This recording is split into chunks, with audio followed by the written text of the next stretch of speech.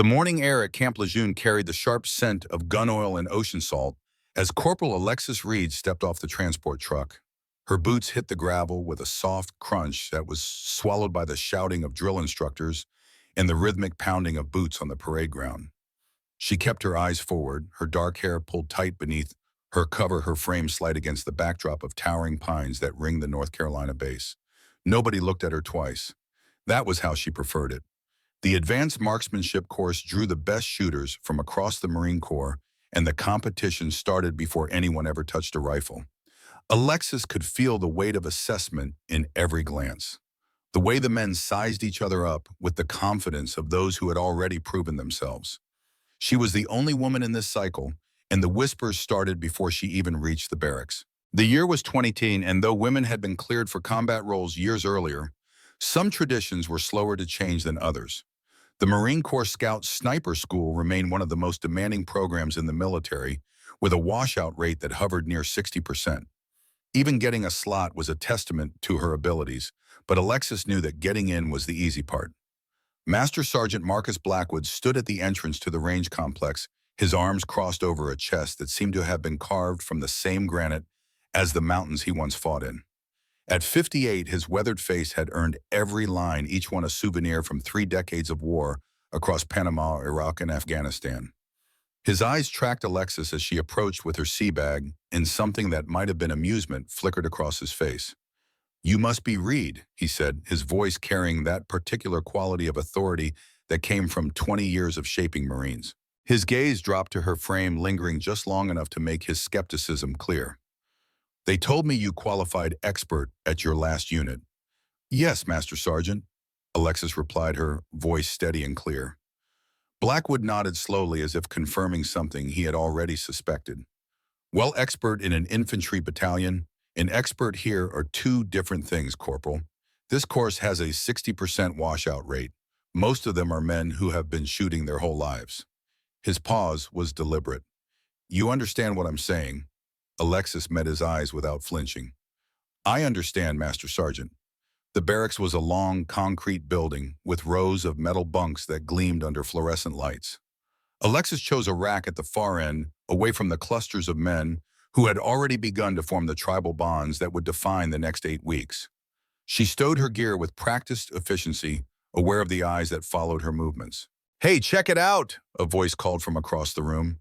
"We got a quota filler." Laughter rippled through the barracks. Alexis did not turn around. She folded her uniforms with precise corners, each movement deliberate and controlled. The voice belonged to Staff Sergeant Ryan Donovan, a broad-shouldered ranger with 3 combat deployments to Afghanistan. His confidence seemed to expand to fill whatever space he occupied. He sauntered over to her bunk, followed by 2 others, who wore the same expression of casual cruelty that often passed for humor in military spaces. "No offense, sweetheart," Donovan said, leaning against the post of her bunk. "But what makes you think you can hang with us? This is not basic rifle marksmanship. This is the real deal." Alexis continued, folding her hands steady. "I qualified for the course same as you." "Yeah, but they have quotas now, right?" Donovan looked back at his audience, playing to them. "Gotta make sure everyone gets a participation trophy." More laughter. Alexis finished with her last uniform and placed it in her footlocker. She straightened and finally looked at Donovan directly. His smile faltered slightly under her gaze, which was neither angry nor intimidated, but simply present. "Guess we'll find out on the range," she said. Donovan recovered quickly, his grin returning. "Yeah, I guess we will." He pushed off from the bunk and walked away, his entourage following. Over his shoulder, he called back, "Try not to cry when the big guns start going off." Alexis sat on her bunk and began to lace her boots. Her fingers moved through the familiar pattern, the motion automatic and soothing. Around her, the barracks hummed with the energy of young men preparing for a challenge, their voices full of swagger and certainty. She let the sound wash over her like static. In the pocket of her utilities, hidden beneath the layers of camouflage fabric, was a single photograph. She did not need to look at it to know every detail. The image of an old man standing on a ridge, his weathered face partially obscured by shadow, his eyes holding secrets that the camera could not capture. On the back, written in careful script, were 3 words that she had memorized long ago: "Trust the wind." 5 years earlier, Alexis had been a different person. The convoy attack outside Kandahar had changed everything. 3 Humvees lost 4 men dead, including her spotter. She had hesitated at the critical moment, unsure of the wind call, unsure if the moving target was an actual threat. By the time she pulled the trigger, the RPG had already been fired. The official report called it battlefield confusion. Her commander called it a failure of nerve. Either way, she was pulled from the scout sniper platoon and reassigned to battalion staff. Her promising career stalled before it had truly begun. The nightmares followed her home when she rotated back to the States. Sleepless nights spent reliving that moment of hesitation, hearing the explosion, the screams over the radio. She took 30 days of leave driving without destination until she found herself in the mountains of Montana. Something about the vast emptiness appealed to her wounded spirit. She rented a small cabin intending to spend a few weeks alone with her thoughts and a bottle of whiskey. On the third morning, she noticed the old man watching her from the ridge above her cabin. He stood so still he might have been part of the landscape. When she raised a hand in greeting, he nodded once and disappeared into the trees.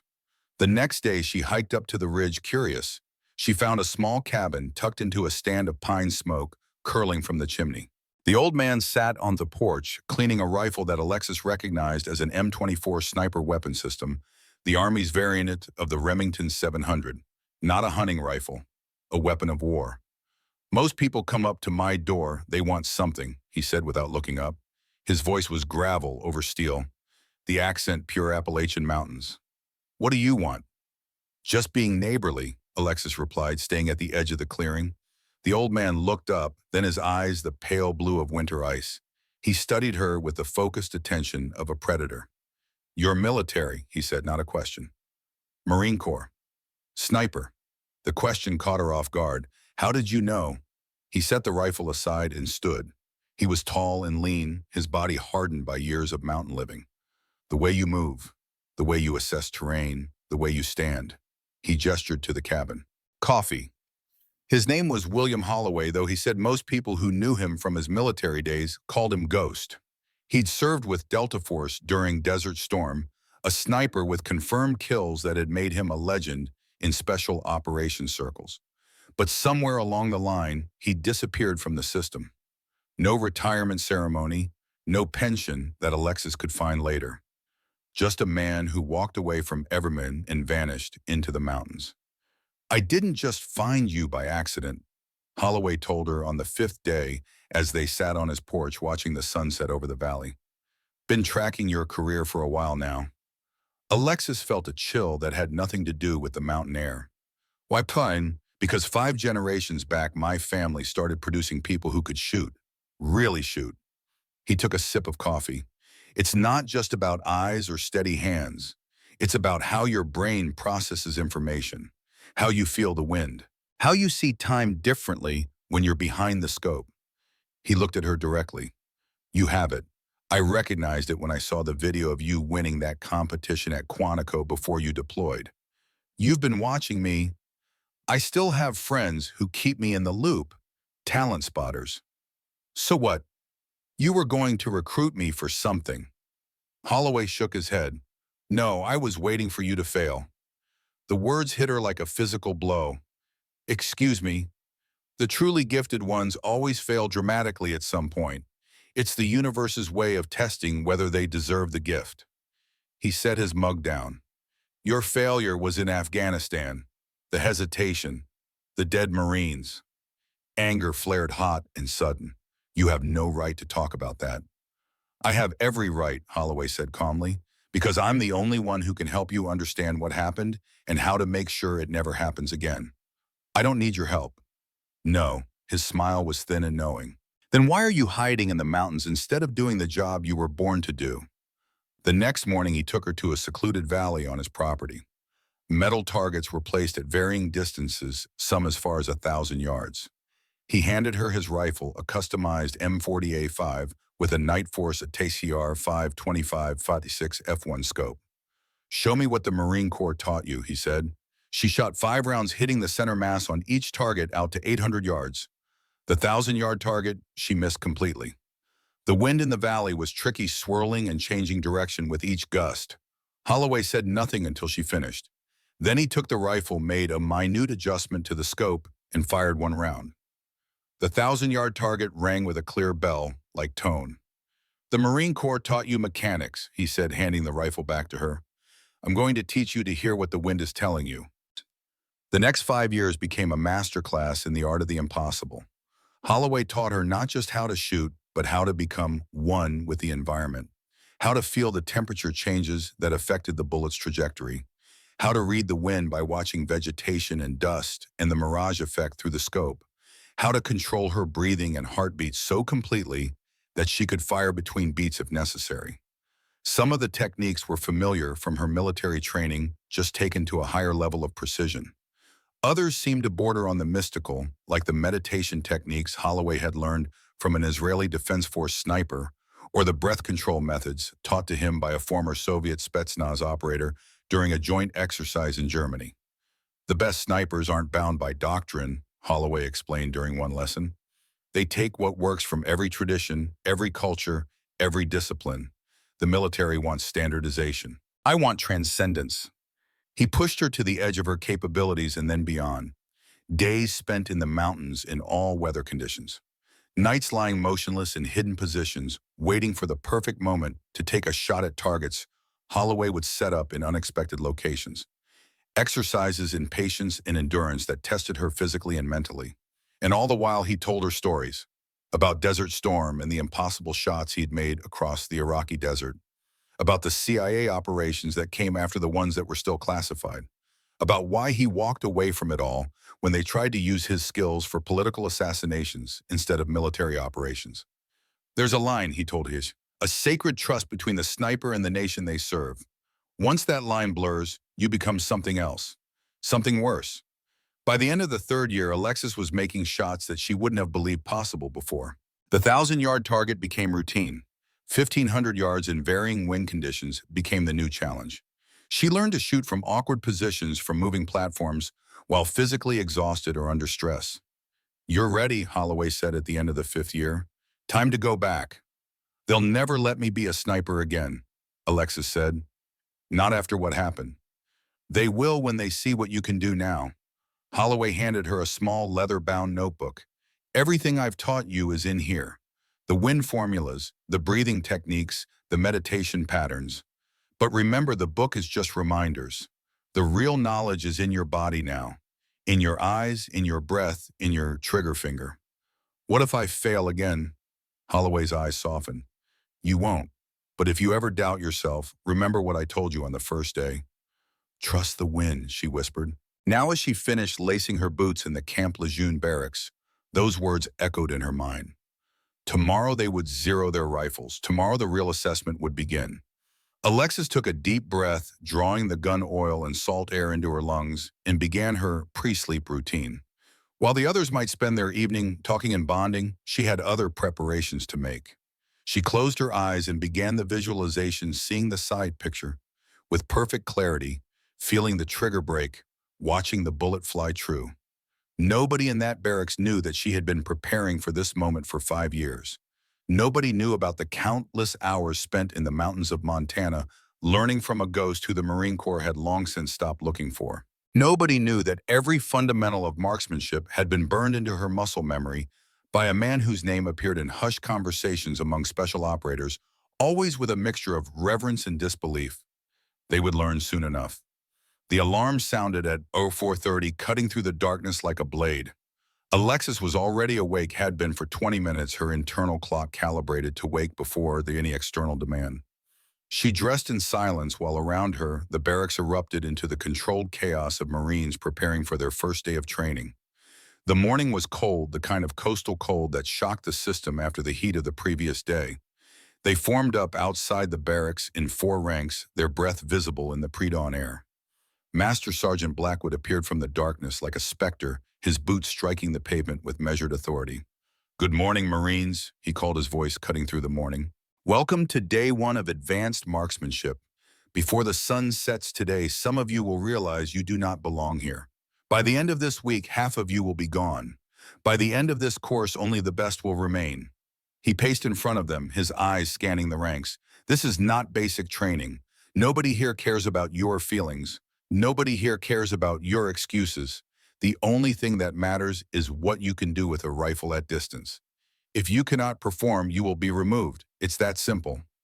Alexis stood in the back rank, her eyes forward, her breathing controlled.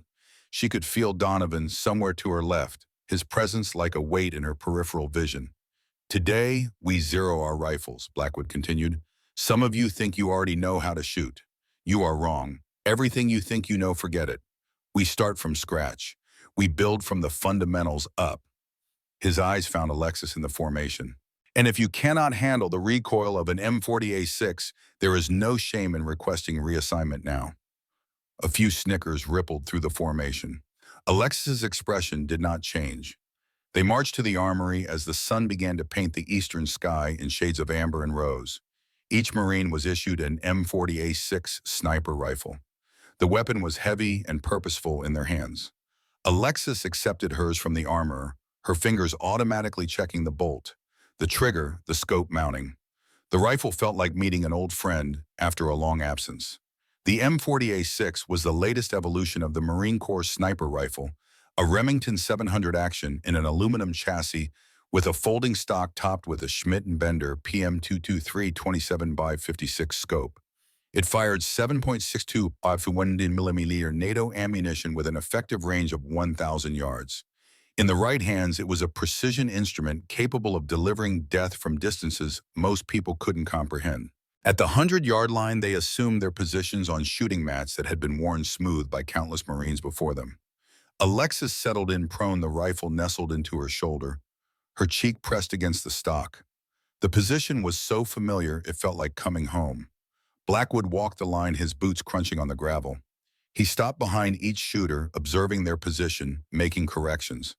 When he reached Alexis, he stood there longer than he had with the others. "Your position is good," he said, and there was something in his voice that might have been surprise. "Where did you learn to shoot?" "My father, Master Sergeant," Alexis replied, which was not entirely a lie. The man who had taught her had become like a father, even if no blood connected them. Blackwood grunted. "We'll see." He moved on. The morning was dedicated to zeroing the tedious but essential process of adjusting the scope so that point of aim matched point of impact.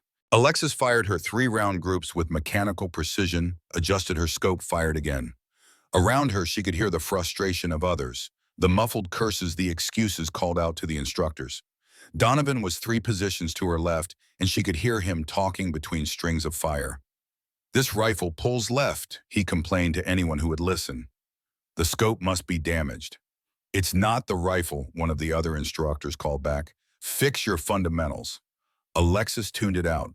She focused on her breathing, on the sight picture, on the gentle squeeze of the trigger. Her groups were tight clustered within a 2-inch circle at 100 yards. She made minute adjustments, walking her point of impact into perfect alignment with her point of aim.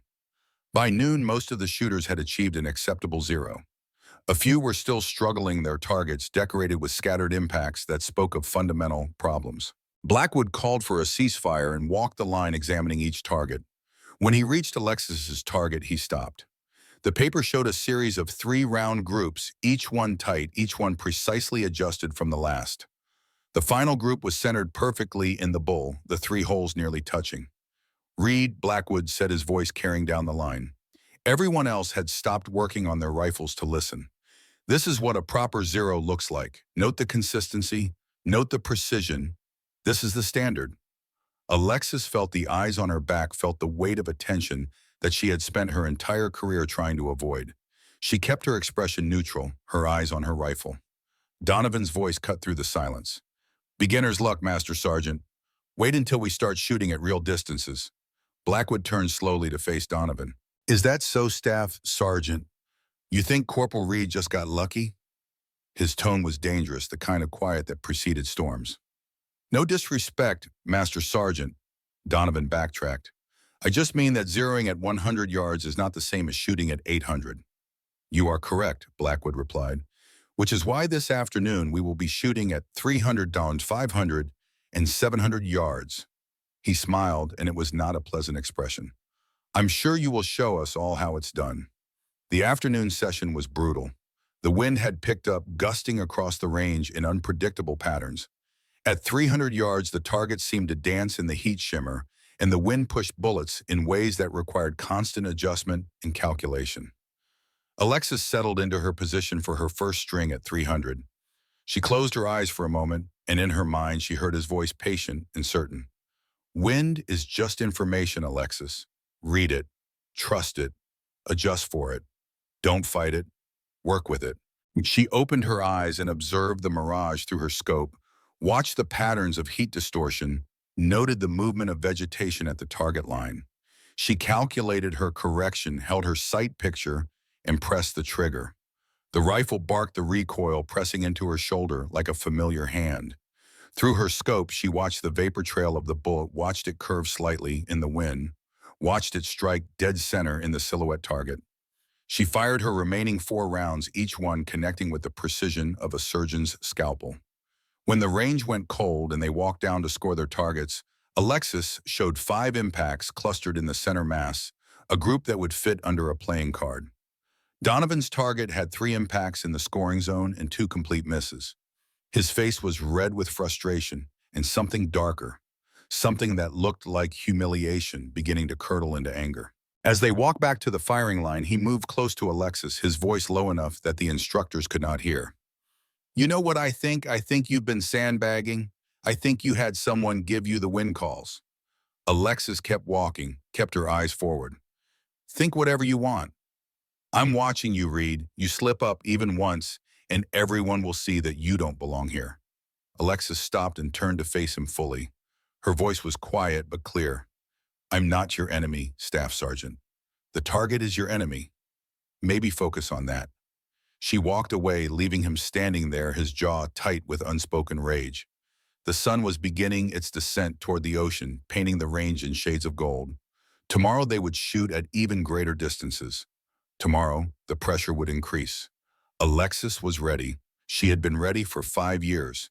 As the day wound down, Alexis noticed a new presence at the range. A man in his mid-40s with the bearing of someone who had seen serious combat. His uniform identified him as Captain James Carson, and he watched the final shooting session with intense interest.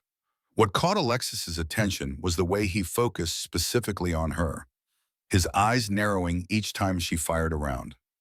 Later, as they cleaned their rifles before securing them in the armory, Alexis overheard a snippet of conversation between Carson and Blackwood. That shooting style, Carson was saying, voice pitched low, it's not standard Marine Corps technique. Could be Army, Blackwood suggested. We get cross-trained shooters sometimes. No. Carson shook his head. I've seen it before, in some classified material. Task Force Black, Iraq. Blackwood's eyebrows rose. You think she's... I don't know what to think, Carson cut him off, but I'm going to find out. Alexis kept her head down, methodically cleaning her rifle as if she hadn't heard a word. But internally, alarm bells were ringing. Task Force Black was a joint special operations unit that had operated in Iraq. The kind of unit that Holloway might have had connections with. The kind of unit that might still have records of his distinctive shooting techniques. That night in the barracks, Alexis lay on her bunk, staring at the ceiling. She had expected challenges from other students from the course itself. She hadn't expected to catch the attention of someone who might recognize Holloway's methods. It complicated things, added a layer of scrutiny she hadn't prepared for. She reached into her pocket and touched the worn photograph, her talisman against doubt. Trust the wind, Holloway had written. But the wind was shifting in ways she hadn't anticipated, blowing her into dangerous territory. Tomorrow would bring new tests, new scrutiny, but she hadn't come this far to falter now. Whatever challenges lay ahead, she would face them the way Holloway had taught her. With calm assessment, precise calculation, and absolute commitment to the shot. The second day dawned clear and bright, the morning chill burning off quickly as the sun climbed. They moved to the 500-yard line, settling into positions behind their rifles. Captain Carson was present again, standing with Blackwood and observing the shooters through high-powered binoculars. This morning, Blackwood announced, we evaluate your ability to read and adjust for wind conditions. The flags are showing a left-to-right value of approximately 5 to 7 miles per hour, but as you can see, they're not consistent downrange. You'll need to read the mirage and vegetation as well. Alexis took her position, going through the mentalist checklist Holloway had drilled into her. Stockwell cheek placement, breathing rhythm, natural point of aim. She peered through her scope at the target, then shifted focus to study the mirage the way heat waves distorted the air above the range. Holloway's voice echoed in her memory. The flags tell you what the wind is doing where they are. The mirage tells you what it's doing in between. Trust your eyes, then verify with everything else. She noticed something most others would miss. The mirage was bending differently at different distances. Near the 300-yard line, it drifted right to left contrary to the flags. Beyond that, it shifted again. A wind change invisible except through the scope, but enough to push a bullet off course. When her turn came, Alexis calculated 3 different wind values for different sections of the range. She adjusted her aim, took a breath, let half of it out, and squeezed the trigger. 5 shots, 5 hits in the center mass. The instructors called her score over the radio, and Blackwood nodded with approval. Not enthusiasm, not excitement, just the acknowledgement of competence. Carson, however, was staring at her through his binoculars with an intensity that made her uneasy. When the relay finished, he approached her position. "Corporal Reed," he said, his voice casual but his eyes sharp. "That was impressive shooting. The wind is tricky today." "Thank you, sir," she replied, keeping her tone neutral. "I noticed you watching the mirage pretty carefully. Most shooters focus more on the flags." "The flags only show what the wind is doing at their location, sir. The mirage shows what it's doing across the entire range." Carson smiled, but it didn't reach his eyes. "That's an advanced technique. Where did you learn that?" Alexis had prepared for questions like this. "My father was a competitive shooter, sir. He taught me to read mirage from an early age." "Your father," Carson repeated. "And his name? John Reed, sir. He passed away 5 years ago." Carson seemed to consider this. "I'm sorry for your loss, Corporal. He must have been an excellent instructor." "The best, sir." As Carson walked away, Alexis exhaled slowly. The lie had been necessary, but it felt like a betrayal of Holloway. Still, she knew what was at stake. If they discovered her connection to a man who had essentially gone rogue, who had walked away from special operations and taken his classified knowledge with him, the consequences could be severe for both of them. Throughout the day, the challenges increased. They shot from kneeling and sitting positions, from behind barricades with time constraints that tested their ability to acquire targets quickly while maintaining precision. Alexis performed consistently, not always the best on every drill, but always in the top 3. Donovan struggled with the win calls, but excelled in the rapid acquisition drills, his natural aggression, translating well to that particular skill set.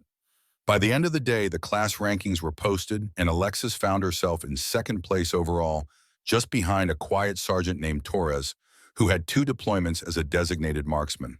Donovan was 5th, and his expression when he saw the rankings promised trouble. That evening, as Alexis returned from the shower, she found her footlocker had been disturbed. Nothing was missing, but her carefully organized gear had been rummaged through.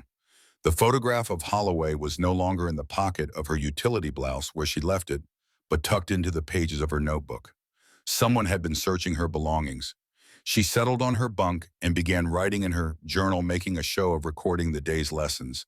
But what she actually wrote was a warning to herself. "They're watching. Carson knows something. Be careful." Across the squad bay, Donovan sat with his friends, occasionally glancing in her direction.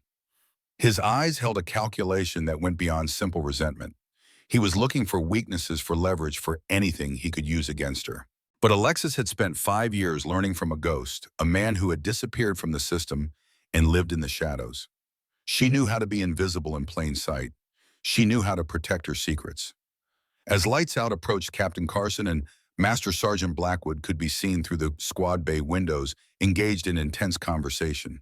Occasionally, Carson would gesture toward the barracks, and though Alexis couldn't hear what was being said, the serious expressions on both men's faces told her all she needed to know. Her performance had raised questions, questions that could lead back to Holloway, questions that could end her career before it had truly restarted. The 3rd day brought moving targets, a challenge that separated instinctive shooters from pure technicians. The targets traveled on rails at varying speeds, requiring the shooter to calculate lead-to-track movement, to time their shots to intersect with a target that refused to sit still. This was an area where Holloway's training had been particularly intense. He had rigged elaborate systems of moving targets on his Montana property, forcing Alexis to track and engage from various positions and distances. She had spent countless hours watching the way animals move through the forest, predicting their paths, understanding the rhythm of motion. A moving target tells you more than a stationary one, Holloway had taught her. It tells you where it's been, where it's going, how fast it's getting there, all information you can use. When her turn came, Alexis settled behind her rifle and watched the target begin its journey across the range. She let it calculating the distance and the wind and the speed, finding that precise point where bullet and target would intersect. The trigger broke cleanly. Through her scope, she watched the target ring with impact, the steel singing even over the wind. Hit the spotter called. More targets followed in rapid succession. Alexis engaged each one with the same methodical precision, her mind processing the variables faster than conscious thought. Lead adjust for wind squeeze, follow through.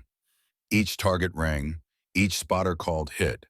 When her string finished, Carson had joined Blackwood behind her position. Their conversation was just audible over the range noise. "That's not standard Marine Corps technique for moving targets," Carson said quietly. "No," Blackwood agreed. "That's something else entirely." "I've only seen shooting like that once before," Carson continued, "from an operator I worked with in Iraq. Delta Force guy originally. Called himself Ghost." Alexis felt her blood freeze but kept her expression neutral as she cleared her weapon and rose from the firing position. She nodded to the instructors as she passed, but neither seemed to notice. They were too deep in conversation. Carson's expression intense as he described something to Blackwood, whose face grew increasingly troubled. The name had been spoken aloud. Ghost. Holloway's old call sign. The connection had been made, even if they didn't yet know how it linked to her. It was only a matter of time now. As the day progressed, Alexis noticed a subtle shift in how she was treated. The instructors watched her more closely. Carson was never far away, observing her technique, her habits, the way she read the wind. Even Blackwood, who had been professionally neutral until now, seemed to study her with new interest. By the end of the day, Alexis had moved into first place in the class rankings. Donovan had dropped to sixth. The gap between them was widening, and with it, the danger to her secret. That night, she lay awake long after lights out, considering her options. She could dial back her performance, deliberately make mistakes to avoid scrutiny. But that felt like a betrayal of everything Holloway had taught her. She could confront Carson directly, tell him the truth about her training. But that would put Holloway at risk, potentially expose him to investigation for sharing classified techniques with an unauthorized person. Or she could continue as she had been, shooting to the best of her ability and deal with the consequences as they came. That was what Holloway would do. Face the challenge head-on, adapt, overcome. As she finally drifted towards sleep, Alexis made her decision. She would not hide her abilities. She would not dishonor her training. Whatever came next, she would face it with the same calm precision she brought to every shot. Trust the wind, Holloway had written. The wind was changing, but the fundamentals remained the same. The fourth day brought the most difficult challenge yet. Long-range engagement under stress. They would run an obstacle course, elevating their heart rates and flooding their systems with adrenaline, then immediately take a precision shot at 800 yards. This was where the mental discipline Holloway had instilled would prove most valuable. The meditation techniques, the breathing control, the ability to find stillness in chaos. These were the gifts that separated her from others who had only learned the mechanics of marksmanship. One by one, the students ran the course, then threw themselves behind their rifles, struggling to control their breathing and steady their aim as their bodies screamed for oxygen. Many missed the long-range target entirely, their shots wild in the wind and their focus shattered by physical exertion. When Alexis's turn came, she attacked the obstacle course with controlled intensity, pushing hard enough to satisfy the instructors but reserving just enough energy for what came after. As she reached the firing point, she dropped behind her rifle and immediately began the breathing pattern Holloway had taught her. 4 counts in hold, for 7 out, for 8. The technique rapidly lowered her heart rate, cleared her mind, brought her back to that place of perfect focus. She read the wind, adjusted her scope, and took the shot. The target rang clear in the distance. "Hit," the spotter called, surprise evident in his voice. "Center mass." Carson stood nearby, watching through binoculars. His expression was unreadable, but the intensity of his gaze spoke volumes. He had seen something in her performance that confirmed his suspicions. As Alexis cleared her weapon and stepped away from the firing point, Carson approached her. "Corporal Reed," he said quietly, "I'd like to speak with you privately after the day's training concludes. My office, 1800 hours." "Yes, sir," she replied, keeping her voice steady despite the alarm bells ringing in her mind. The confrontation was coming sooner than she had expected. Carson had connected enough dots to warrant a direct conversation. Now she would have to decide how much to reveal, how much to protect, and whether her career and Holloway's safety could both be preserved. The rest of the day passed in a blur of drills and evaluations. Alexis maintained her performance, refusing to show the concern that gnawed at her. When the final relay concluded, she cleaned her rifle with the same methodical precision she always did, buying time to organize her thoughts before meeting Carson. At exactly 1800 hours, she knocked on the door of the small office Carson had been assigned. "Enter," his voice called from inside. Alexis stepped into the room and came to attention. "Corporal Reed reporting as ordered, sir." Carson was seated behind a desk, a folder open in front of him. Blackwood stood by the window, his expression grave. Neither man spoke immediately, letting the silence build. Finally, Carson gestured to the chair opposite his desk. "Have a seat, Corporal." She sat back straight, hands resting on her knees. "I'm going to ask you a direct question," Carson said, his voice level. "And I expect a direct answer.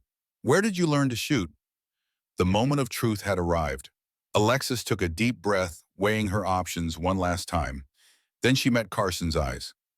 "From William Holloway, sir, the man some people called Ghost." The silence in Captain Carson's office stretched like a drawn bowstring. Alexis's admission hung in the air between them, her words changing everything and nothing all at once. Carson leaned back in his chair, his eyes never leaving hers.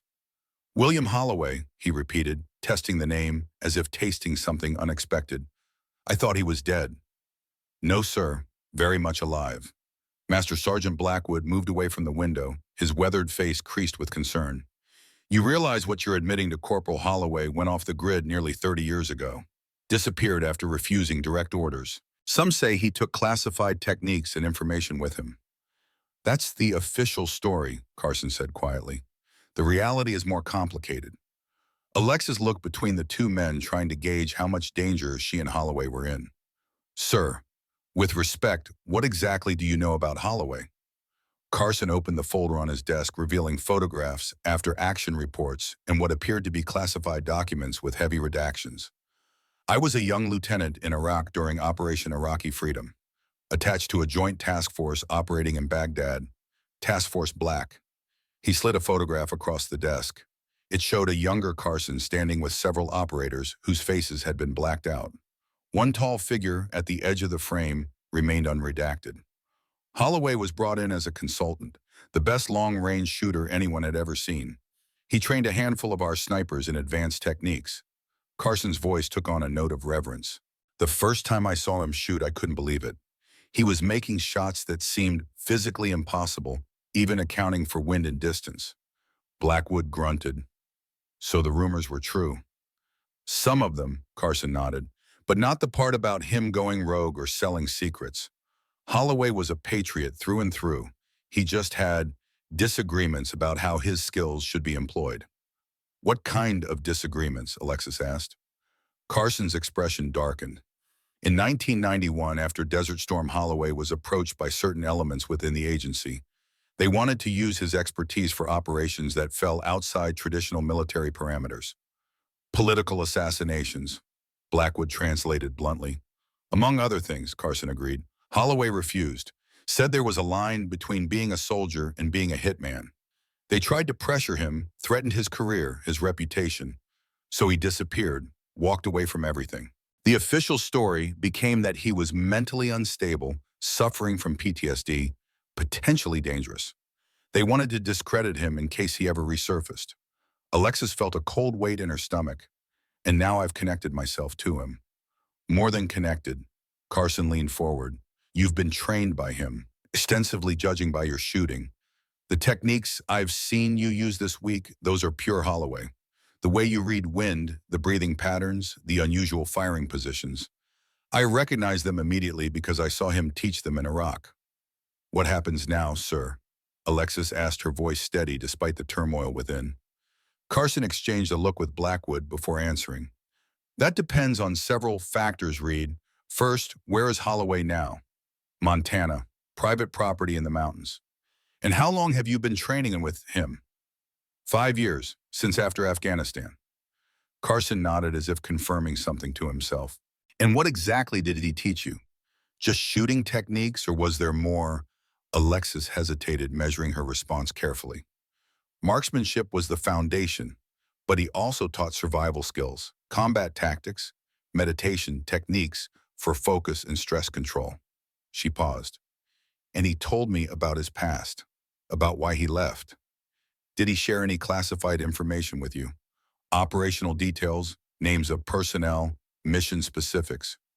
No, sir. He was careful about that. He told me stories, but never specific enough to compromise security. Carson nodded, seeming satisfied with her answer. Last question, and this is important. Why did he choose you?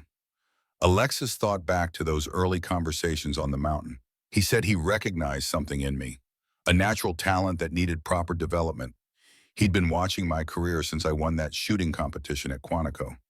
She met Carson's gaze directly. He said he was waiting for me to fail because the truly gifted always face a moment of dramatic failure. It's how they learn what they're really made of. Carson closed the folder and leaned back, his expression thoughtful. Here's our situation, Corporal.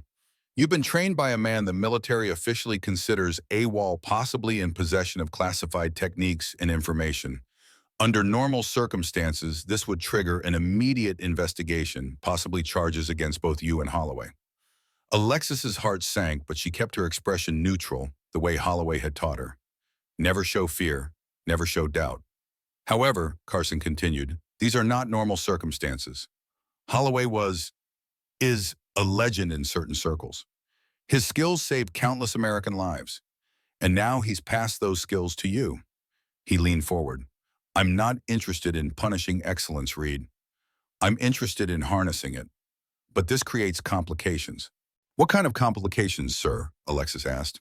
There are people in the military and intelligence community who would be very interested to know Holloway is still alive and has been training a Marine. Some would see it as an opportunity, others as a threat. Carson's voice dropped slightly. There are still those who believe Holloway should have been prosecuted for walking away with his knowledge, who believe his methods should be controlled, standardized, used according to their priorities rather than his judgment. The same people who tried to turn him into something he wasn't, Alexis said. Precisely. Carson stood and walked to the window, looking out at the training grounds, now empty in the fading light. For now, this stays between the three of us. You continue the course, continue demonstrating what you have learned. But be aware you're under scrutiny, not just from me and Master Sergeant Blackwood, but potentially from others who might recognize Holloway's fingerprints on your technique. Blackwood spoke up for the first time since the revelation. What about Donovan? He's already suspicious, already digging around in her gear.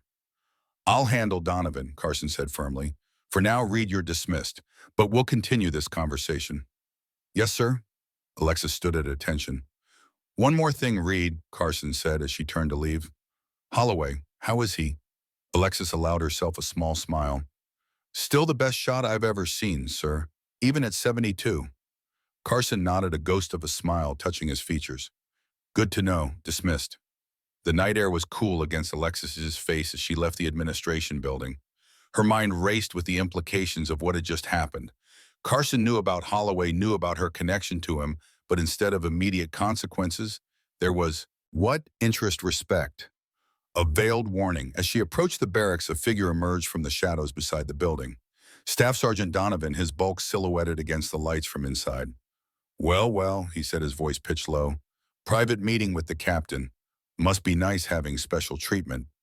Alexis stopped, maintaining a careful distance between them. It wasn't special treatment, Staff Sergeant. No, Donovan stepped closer. Then what was it about? Because from where I'm standing, something doesn't add up with you, Reed. 1 minute you're a washout from Afghanistan, the next you're shooting like you've been doing it since birth. His eyes narrowed. People like me work our whole lives to get to this level. You show up and make it look easy. That's not how it works. Maybe I just worked harder than you think. Alexis said, keeping her voice neutral despite the tension building in her chest. Donovan laughed, the sound harsh in the quiet night. Sure, maybe you've got connections, special training, something you're not sharing with the class. Is there a point to this conversation, Staff Sergeant? His expression hardened. The point is, I don't think you belong here, Reed. Not because you're a woman, because you're hiding something. And secrets get people killed in our line of work. He stepped closer, using his height to loom over her. So whatever game you're playing, whatever advantage you think you have, just remember there's more to being a Marine sniper than hitting targets on a range. I couldn't agree more, Alexis replied, refusing to be intimidated. Is there anything else, Staff Sergeant? Donovan stared at her for a long moment, then stepped back. Just watch your back, Reed. The course only gets harder from here. He turned and walked away, disappearing around the corner of the building. Alexis released the breath she hadn't realized she was holding. Donovan was becoming more than just a nuisance. He was becoming a genuine threat to her position in the course, to her secret, to everything she had worked for. Inside the barracks, most of the other students were already preparing for lights out.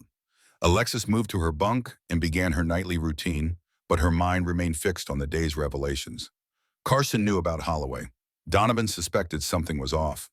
The carefully constructed walls between her past and present were beginning to crumble. As she closed her eyes that night, Alexis wondered what Holloway would advise in this situation. Probably something cryptic yet profound about adapting to changing conditions, about using pressure as a forge rather than a crushing weight. She smiled to herself. 5 years with the man had taught her to think like him even when he wasn't there. Sleep, when it finally came, brought dreams of Montana mountains and the sound of Holloway's voice teaching her to listen to the wind. The 5th day of training brought a new level of challenge. They would be shooting from unconventional positions, around barriers, through simulated windows, from rooftops, from vehicles. These were the conditions that separated range shooters from combat snipers, the carefully practiced from the truly adaptable. The morning briefing from Master Sergeant Blackwood was characteristically blunt. In the real world, you don't get a perfect prone position with a bipod and a shooting mat. You take the shot from whatever position the battlefield gives you. Today, we find out which of you can actually adapt and which of you are just good at following textbook procedures. Alexis felt a surge of confidence. This was an area where Holloway's training would truly shine. He had made her shoot from every conceivable position, hanging upside down from tree branches, balancing on unstable platforms, wedged into uncomfortable spaces that forced her to completely rethink her approach to stabilizing the rifle. The human body is the most adaptable shooting platform ever designed, he had told her. Learn to use all of it, not just the parts the manual tells you about. The first station required them to shoot from behind a concrete barrier, using an awkward kneeling position that offered minimal support for the rifle. Many of the students struggled, their shots going wide as they fought to maintain stability. When Alexis's turn came, she settled into position with a fluid grace that drew attention from the instructors. Instead of fighting the awkwardness of the position, she embraced it, adapting her breathing and point of aim to work with the limitations rather than against them. 5 shots, 5 hits on target at 400 yards. Not her tightest grouping, but effective. Well done, Reed, the station instructor nodded. Next shooter. As she moved to the waiting area, Alexis caught sight of Captain Carson observing from a distance, a radio to his ear. He seemed to be in intense conversation with someone, his expression growing more concerned with each passing moment. The day progressed through increasingly difficult shooting positions. From the hood of a Humvee, shots taken while balancing on a narrow beam, to simulate a rooftop ridgeline, firing from inside the confined space of a simulated urban hide. With each challenge, the gap widened between those who could adapt and those who were bound by traditional technique. Alexis maintained her position at the top of the class rankings, but Donovan surprised her by rising to 3rd place. For all his flaws, he was undeniably skilled, particularly in the urban shooting scenarios, where his aggressive style and quick target acquisition gave him an edge. By mid-afternoon, they had reached the final and most difficult station. They would have to ascend a tower crawl through a confined space and engage targets from an unstable platform that swayed slightly in the wind. The position offered minimal options for support and required exceptional body control. As Alexis waited her turn, Captain Carson approached. Read a word. She followed him a short distance away from the group. Carson's expression was grave. We have a problem, he said without preamble. My conversation with you yesterday has attracted attention. Someone has accessed your personnel file and flagged your connection to Holloway. Alexis felt her stomach drop. Who, sir? I don't know yet, but it came from higher up the chain of command than me. Carson ran a hand through his close-cropped hair. They're sending someone to observe tomorrow. An interested party from Quantico headquarters. I don't know exactly who or why, but I can make an educated guess. In the same people who tried to pressure Holloway, Alexis said quietly. Most likely. Carson's voice dropped further. You need to be prepared. They're going to ask questions, maybe try to use you to get to him. Your performance has already attracted attention, but now with the Holloway connection, he shook his head. Just be careful what you say. Yes, sir. Reed, Blackwood's voice called from the station. You're up. Carson nodded once. Good luck. Alexis turned and walked back to the tower, her mind racing, but her exterior calm. This was what Holloway had prepared her for without even knowing it. Not just the shooting, but the pressure, the scrutiny, the need to perform excellently while under intense observation. She climbed the tower methodically, each movement precise and controlled. At the top, she entered the confined space, a narrow tunnel barely wide enough for her shoulders. She crawled through rifle balanced ahead of her, emerging onto the unstable platform that would serve as her firing position. The platform swayed slightly in the breeze, making a stable position nearly impossible. Most shooters had struggled here, with several missing the target entirely. Alexis assessed the situation quickly, then did something unexpected. Instead of fighting the platform's movement, she synchronized her breathing with it, timing her shots to the natural rhythm of the sway. Through her scope, she acquired the first target, waited for the platform to reach the apex of its movement, exhaled, and squeezed the trigger. Hit. She repeated the process for each of the 5 targets, using the platform's motion to her advantage, rather than trying to overcome it. When she finished perfect score, she could hear murmurs of appreciation from the instructors below. Even Blackwood seemed impressed, though he hid it quickly behind his customary gruffness. Not bad, Reed, he called up. Now get down so the next shooter can go. As Alexis descended the tower, she noticed Donovan watching her with an unreadable expression. Not the open hostility of before, but something more calculating, more dangerous. He had realized he couldn't beat at her on the range, which meant he would look for other ways to eliminate the competition. The final event of the day was a classroom session on advanced ballistics. Alexis welcomed the change of pace, the chance to rest physically while engaging mentally. The instructor, a civilian contractor with decades of experience designing ammunition for military applications, lectured on the complex interactions between bullet design, powder load barrel harmonics, and environmental conditions. Much of it was familiar to Alexis from Holloway's teachings, but she found herself genuinely engaged when the discussion turned to the cutting edge of ballistic science. New bullet designs that maintain stability at extreme ranges, propellants that perform consistently across wide temperature ranges, computer modeling that could predict the minute variations in trajectory caused by atmospheric conditions. As the lecture concluded, the instructor posed a challenge question. At a range of 1,500 yards, with a 10-ampere crosswind, a 20-degree temperature gradient from shooter to target, and a barometric pressure of 29.2 inches of mercury, calculate the necessary adjustments for a 308 175 grain match bullet with a ballistic coefficient of 0.505, assuming a muzzle velocity of 2,600 feet per second. The room fell silent as students worked through the complex calculation. Alexis finished first, raising her hand with quiet confidence. 3 minutes right adjustment for wind, 15 minutes up for drop, accounting for temperature and pressure effects, she stated. The instructor raised an eyebrow. That's correct. Most shooters would overcompensate for the wind in these conditions, failing to account for how the temperature gradient affects the air density and thus the wind's actual impact on the bullet. Donovan spoke up from the back of the room. With respect, sir, that's an academic calculation. In the field, we wouldn't have time to work through all those variables. An excellent point, Staff Sergeants. The instructor nodded. Which is why experienced snipers develop an intuitive feel for these interactions.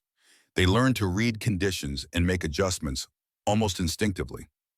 His eyes met Alexis's. Some seem to have a natural gift for it. As the class filed out, Alexis felt Donovan's presence behind her before he spoke. How did you calculate that so quickly? He asked, his tone falsely casual. Practice, she replied simply. Bull, Donovan said, keeping his voice low enough that only she could hear. Nobody calculates that fast without help. What was it, a cheat sheet? Something programmed into your watch? Some trick your mysterious mentor taught you? Alexis stopped and turned to face him fully. It wasn't a trick, Staff Sergeant. It was years of practice, of studying, of working through thousands of similar problems until the patterns became clear. If you spent more time practicing and less time trying to undermine me, maybe you'd improve your own calculations. Donovan's face darkened. Watch yourself, Reed. You're riding high now, but tomorrow's a different day. And I've heard there's some VIP coming to observe. Might be interested to know what people are saying about you. And what exactly are people saying? Alexis asked, keeping her voice level despite the alarm bells ringing in her head. Donovan smiled, the expression never reaching his eyes. That you've had help, special training, the kind that isn't available to regular Marines. The kind that might raise some interesting questions about who you've been associating with. He knew, or at least he suspected enough to be dangerous. Alexis maintained her composure, refusing to give him the satisfaction of seeing her concern. People can say whatever they want. My shooting speaks for itself. We'll see about that, Donovan replied, brushing past her to exit the classroom. Alexis remained behind for a moment, collecting her thoughts. The threats were mounting from multiple directions now. Whoever was coming tomorrow from headquarters, Donovan's escalating hostility, the increasing scrutiny of her techniques. The pressure was building, forcing her toward a reckoning she had hoped to avoid. That evening, as twilight settled over Camp Lejeune, Alexis found a quiet spot behind the barracks where she could be alone with her thoughts. She sat with her back against the wall, legs crossed, hands resting on her knees, and closed her eyes. The meditation technique Holloway had taught her helped quiet the chaos of her mind, bringing clarity to the swirling concerns. When the environment becomes unpredictable, when threats multiply, fall back on what you know is true, Holloway had told her during a particularly grueling training session in a Montana blizzard. Your skill, your preparation, your ability to adapt. These are constants in a world of variables. She focused on her breathing, finding the rhythm that settled her heart rate and cleared her mind. The solutions would not come from panic or reactive thinking. They would come from calm assessment and decisive action. A soft footfall broke her concentration. She opened her eyes to find Master Sergeant Blackwood standing a few paces away, watching her with an expression that might have been respect. That's not standard Marine Corps meditation technique, he said, echoing Carson's earlier observation about her shooting. No, Master Sergeant, she agreed. Blackwood lowered himself to sit on a nearby bench, his knees popping as he did so. The sound reminded Alexis that for all his imposing presence, he was nearing the end of a long career, his body bearing the accumulated costs of decades of service. You know, I served in Desert Storm, he said conversationally. 1st Marine Division, pushed all the way to Kuwait City. He looked up at the darkening sky. Had a sniper attached to our unit for a while. Never gave his name, just his call sign. Ghost. Alexis said nothing, waiting. Made a shot I still can't believe. Iraqi officer directing mortar fire on our position. Distance was well over 1,000 meters, gusting winds, middle of a sandstorm that had grounded all our air support. Blackwood shook his head at the memory. One shot. Perfect hit. Saved my entire platoon. He turned to look at Alexis directly. I never got to thank him. He disappeared right after that, moved on to some other unit. Years later, I heard rumors he'd gone off the grid completely. Why are you telling me this, Master Sergeant? Alexis asked, though she already knew the answer. Because I recognize the techniques he used in how you shoot, Blackwood said simply. The wind reading, the breathing pattern, the way you seem to know where the bullet will go before you pull the trigger. He paused. Carson confirmed it for me. You trained with Holloway. Yes, Master Sergeant. Blackwood nodded slowly. I owe that man my life. So do 30 other Marines who were with me that day. He leaned forward, which means I'm inclined to give you the benefit of the doubt, Reed. But you should know what you're walking into tomorrow. What do you mean? The observer coming from Quantico. Word is it's someone from Naval Intelligence. Someone with a particular interest in certain special operations from the Gulf War era. Blackwood's voice dropped. someone who might have an old score to settle with Holloway. Alexis felt a chill that had nothing to do with the evening air. Do you know who specifically? No, but I know they've assigned you and Donovan to be partners for tomorrow's field exercise. Blackwood's expression was grave. It's a rural stalking exercise. You'll be miles from base, just the two of you, required to establish a hide and engage targets at extreme range. The implication was clear. Isolated, paired with someone who had demonstrated increasing hostility during a high-stress evolution that would be observed by someone potentially hostile to her connection with Holloway. It was a perfect storm of vulnerability. I can't change the assignment without raising questions, Blackwood continued, but I wanted you to be prepared. Donovan's a good Marine in many ways, but he's got a competitive streak that sometimes crosses lines. And if he thinks he can use tomorrow's evolution to expose you or undermine you, he let the thought hang unfinished. I understand, Master Sergeant, Alexis said. Thank you for the warning. Blackwood stood his joints, protesting again. Don't thank me, Reed. Just be careful out there. And whatever happens, remember your training. He started to walk away, then paused. All of your training. After he left, Alexis remained in her meditation pose, processing this new information. The field exercise would be the most dangerous test yet, not because of the shooting challenges, but because of the human factors involved. Donovan's hostility, the mysterious observer from Quantico, the isolation of the training area. She would need to be prepared for anything, not just as a shooter, but as a Marine facing potential threats from unexpected directions.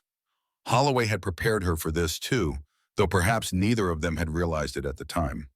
The combat techniques, the situational awareness, the ability to remain calm under pressure, all would be tested tomorrow. As full darkness settled over the base, Alexis returned to the barracks. The atmosphere inside was tense with anticipation for the next day's challenge.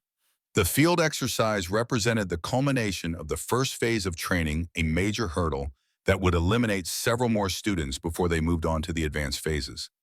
She prepared her gear methodically, checking and rechecking each item. Her rifle was cleaned and oiled to perfection, her scope zeroed precisely, her ghillie suit prepared for the rural environment they would be operating in.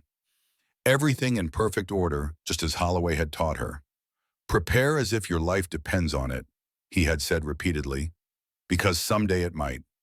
As she worked, Alexis was aware of Donovan watching her from across the squad bay.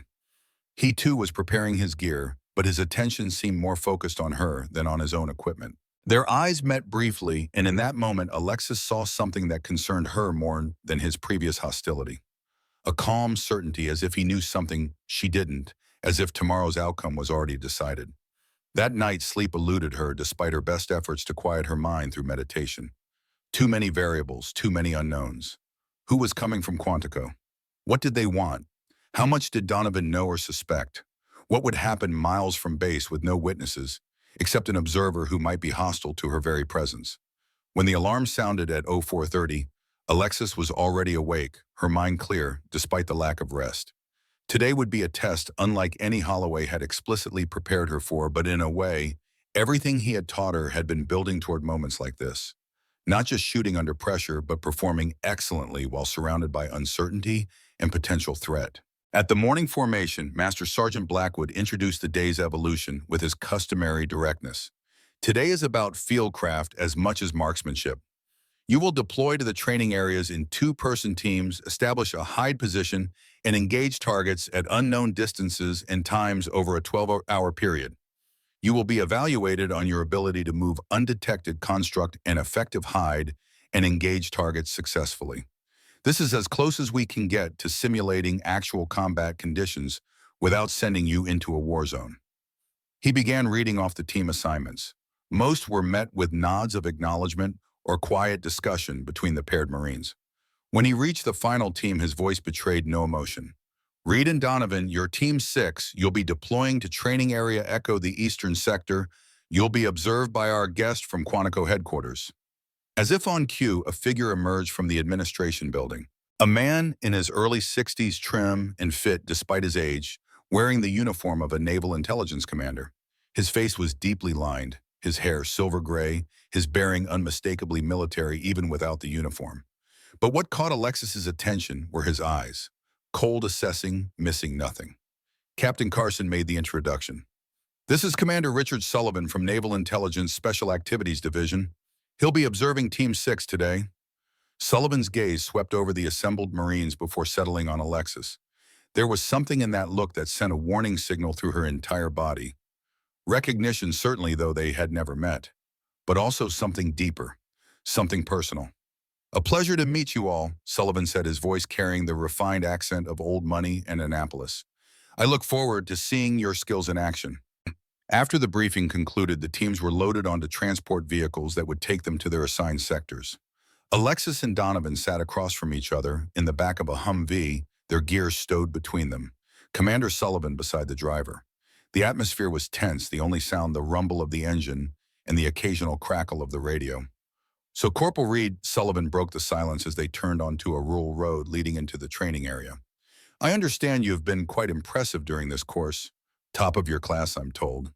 "I've performed adequately, sir," Alexis replied, keeping her tone professional. Sullivan smiled, the expression never reaching his eyes. "Modesty, admirable. But your scores suggest something beyond adequacy. In fact, I've been reviewing the records, and your performance reminds me of someone I knew many years ago. A sniper with unusual techniques, extraordinary abilities." When the trap was being laid carefully and deliberately, Sullivan was watching for her reaction, waiting to see if she would take the bait. "The Marine Corps has produced many exceptional snipers, sir," she said neutrally. "Indeed it has," Sullivan nodded, "but I was thinking of someone more specialized, someone who understood the science and art of long-distance shooting in ways most people can't comprehend." His eyes locked onto hers, someone who could make impossible shots seem routine. Donovan was watching this exchange with undisguised interest, his eyes moving between Alexis and Sullivan, sensing the undercurrents but not fully understanding them. "I wouldn't know about that, sir," Alexis said. "I'm just a Marine trying to become a better shooter." Sullivan's smile tightened. "Of course. Well, I look forward to seeing your techniques up close today." He turned to Donovan. "And you, Staff Sergeant. Second in your class until recently, I believe. That speaks to considerable skill as well." "Thank you, sir," Donovan replied, straightening slightly under the attention. "I intend to reclaim that top position by the end of the course." "Healthy competition," Sullivan nodded approvingly. "The foundation of excellence." The rest of the journey passed in uncomfortable silence. Alexis used the time to center herself, to prepare mentally for what was coming. Sullivan clearly had an agenda that involved Holloway, and by extension, her. Donovan had ambitions that might align with Sullivan's interests if it meant undermining her position. And they were headed into isolated terrain where the three of them would be alone for 12 hours. "Trust the wind," Holloway had written. But today the wind was carrying more than just information about bullet trajectory. It was carrying danger. When they reached the drop-off point, Sullivan addressed them again. "I'll be observing from a distance. You are to proceed as if I'm not here. Establish your hide-engage targets when they appear. I'll evaluate your performance without interference." "Yes, sir," they responded in unison. As they gathered their gear and prepared to move out, Donovan leaned close to Alexis. "Looks like you've caught the attention of someone important, Reed. Wonder what he really wants." "Let's focus on the mission, Staff Sergeant," Alexis replied. "We've got a long day ahead." They moved into the forest in patrol formation, maintaining tactical silence as they had been trained. The training area was rugged, heavily wooded, with occasional clearings and ridgelines that offered potential shooting positions. Their objective was to establish a hide overlooking a valley where targets would be presented at varying distances and times throughout the day. Alexis took point, moving with the fluid grace Holloway had drilled into her. Every step placed deliberately minimizing sound, avoiding skylining herself against the horizon. Donovan followed, matching her pace, but with a heavier footfall that occasionally sent small creatures scurrying from underbrush. Behind them at a distance, but always visible, Sullivan tracked their movement. His experience showed in how he moved, nearly as silent as Alexis despite his age. There was no doubt he had field experience, not just administrative knowledge. After an hour of careful movement, they reached a promising position. A small ridge overlooking the valley with good concealment provided by natural vegetation and rock formations. Alexis surveyed the area with her binoculars, assessing fields of fire, possible target locations, wind indicators. "This looks good," she said quietly. We can establish the hide here, use that rock formation for a stable shooting platform, and we'll have clear sight lines across the entire valley. Donovan studied the position, then nodded grudgingly. Agreed, let's set up. They began constructing their hide using their ghillie suits, natural materials, and careful positioning to create a position that would be nearly invisible to anyone looking up from the valley. This was another area where Holloway's training gave Alexis an edge. He had taught her to build hides that blended so perfectly with the environment that you could walk within feet of them without detection. As they worked, Alexis was acutely aware of Sullivan observing from a distance, occasionally making notes in a small book. She was equally aware of Donovan, whose attitude had shifted subtly since the morning briefing. The open hostility had been replaced by something more calculating, as if he was waiting for the right moment to play a card he had been holding. With the hide established, they settled into wait. Alexis as primary shooter, Donovan as spotter. The valley below remained quiet, no targets yet visible. The waiting game had begun, the test of patience that was as much a part of snipercraft as the actual shot. So, Donovan said after nearly an hour of silence, Sullivan seems pretty interested in you.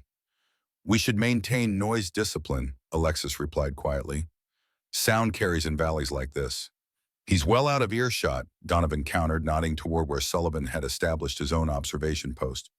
And no targets have been deployed yet. We've got time to talk. His tone became conversational, almost friendly. You know, I did some checking after yesterday's class, asked around about you. Interesting what I found. Alexis continued scanning the valley through her scope, giving no indication of concern. Is that right? Donovan nodded. For instance, I found out about what happened in Afghanistan. The convoy attack.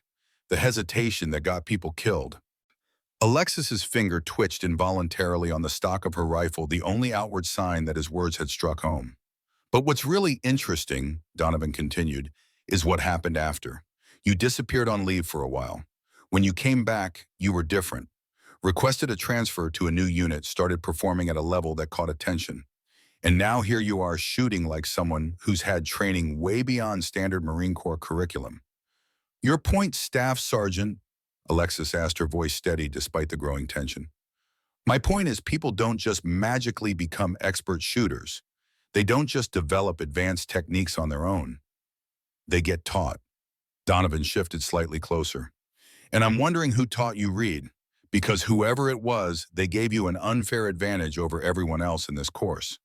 There's nothing unfair about working hard to improve your skills, Alexis replied. True, Donovan agreed. But there's something unfair about getting special training from someone the rest of us don't have access to. Someone whose techniques aren't part of the official program. His voice dropped. Someone who might not even be supposed to be teaching those techniques to active duty Marines. The implication was clear. He had connected enough dots to be dangerous even if he didn't know the full picture. I think Commander Sullivan would be very interested to hear my theories, Donovan continued. In fact, I'm planning to discuss them with him after this exercise. Unless what? Alexis asked, though she already knew the answer. Unless you withdraw from the course, Donovan said simply. Claim a medical issue, family emergency, whatever. Just remove yourself from the competition. Go back to wherever you came from, take your specialty techniques with you, and leave this course to people who earn their place fairly. Alexis finally turned to look at him directly. And if I refuse, Donovan's smile was cold, then I share what I know, what I suspect with Sullivan. And based on how interested he already is in you, I think that conversation would go very badly for your career. Maybe for more than just your career. The threat hung in the air between them, as tangible as the rifle in Alexis's hands. She studied Donovan's face, seeing beyond the immediate intimidation to the insecurity that drove it. He couldn't beat her fairly, so he was resorting to coercion. It was the response of someone who feared being overshadowed, outperformed, rendered second best.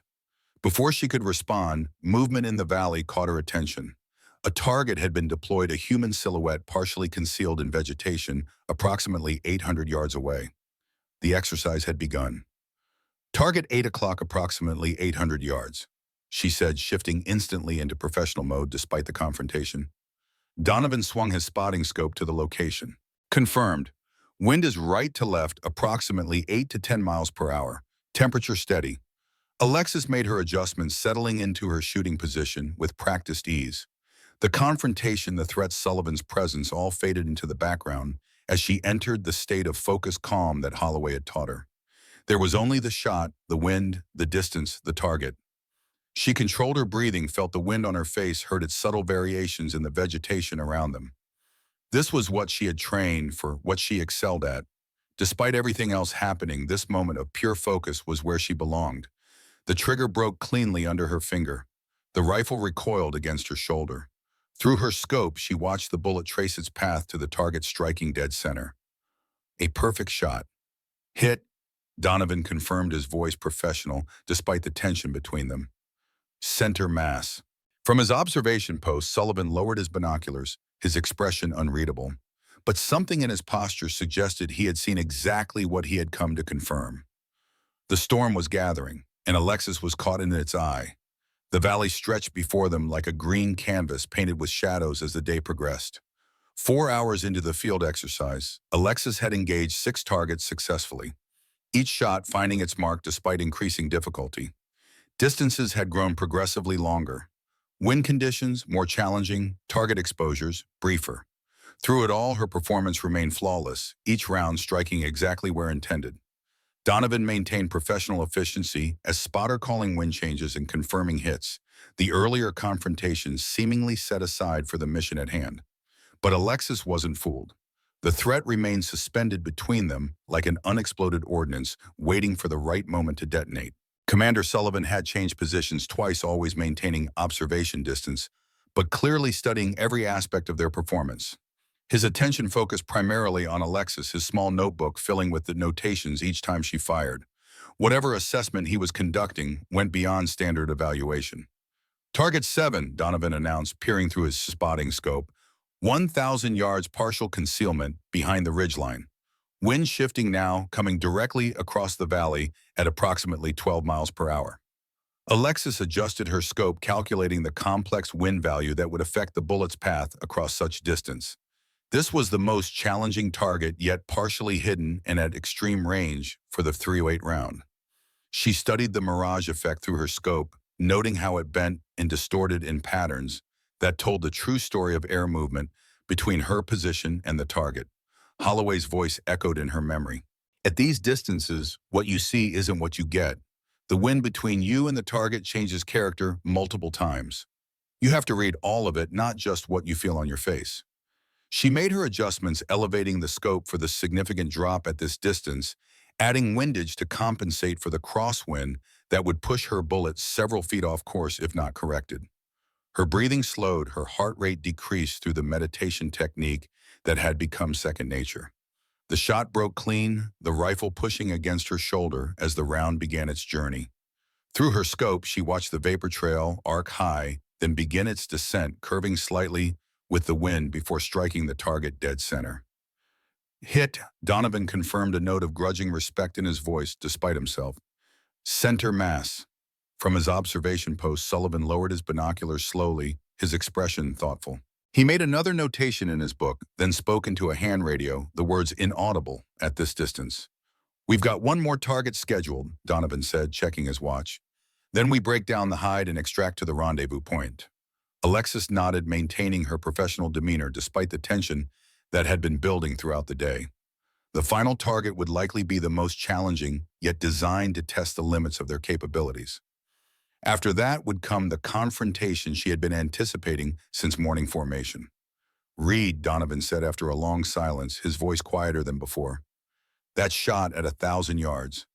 The wind call was perfect. How did you know? For a moment, the question seemed genuine, born of professional curiosity rather than antagonism. The mirage was bending differently at different distances, she replied. There was a layer of cooler air about halfway to the target, changing the wind effect. You have to read the whole picture, not just what the flags or vegetation tell you. Donovan considered this.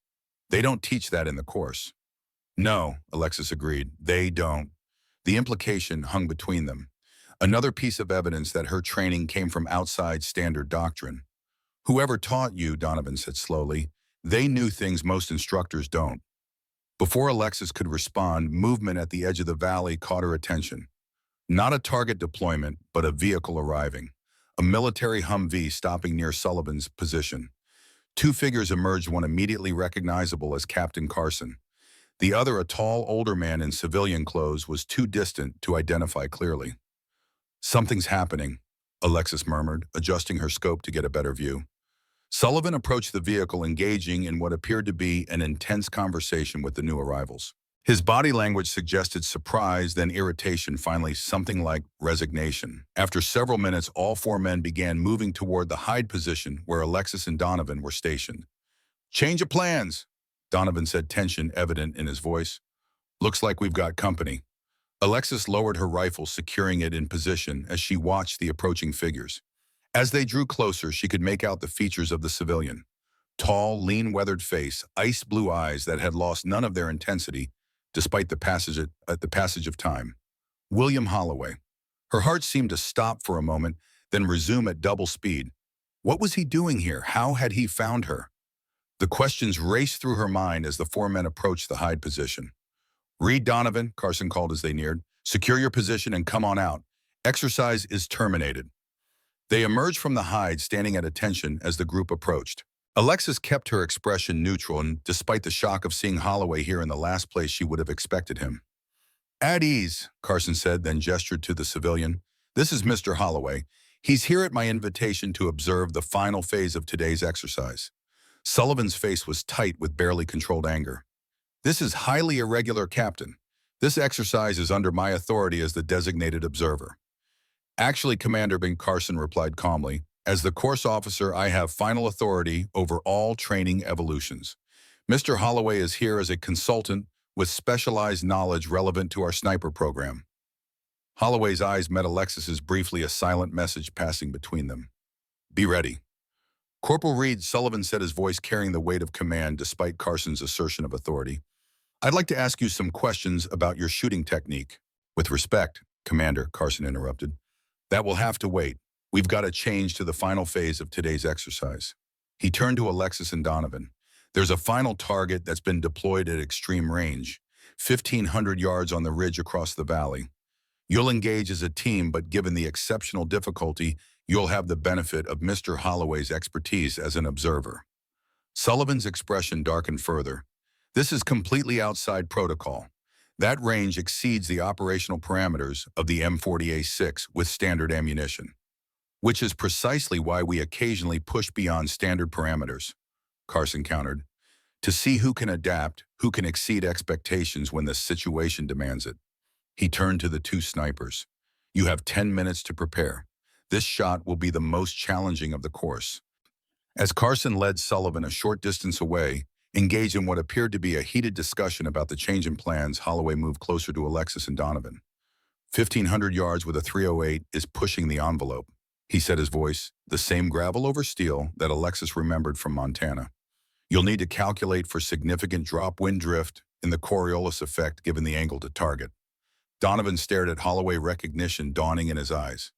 "You're the one who taught her," he said, not a question, but a realization. "You're the ghost sniper from Desert Storm." Holloway's weathered face revealed nothing. "I'm just a consultant observing an exercise, staff sergeant." But his eyes held Donovan's with an intensity that made the younger man step back slightly. "The question is, are you going to spot effectively for your shooter, or are you going to let personal issues interfere with the mission?" The challenge was clear, professional, and direct. Donovan straightened military discipline, it asserting itself despite his earlier threats. "I'll do my job, sir." "Good," Holloway nodded, "because this shot will test both of you to your limits." They returned to the hide position, setting up for the extreme range engagement. Through her scope, Alexis could barely make out the target on the distant ridge, a silhouette that would require perfect execution to hit. The wind had picked up now, gusting unpredictably across the valley. The fading afternoon light would affect visibility. Every factor seemed aligned to make this shot nearly impossible. As Donovan set up the spotting scope, Holloway knelt beside Alexis. "Sullivan was CIA liaison to Delta Force during Desert Storm," he said quietly. "He was the one who tried to recruit me for those political assignments, the ones I refused. He's been looking for me ever since I disappeared." "Why are you here?" Alexis whispered. "How did you know?" Carson called me, Holloway replied. We served together briefly. He recognized my techniques in your shooting, figured out who had trained you. When he learned Sullivan was coming to observe, he knew what it meant. His voice dropped further.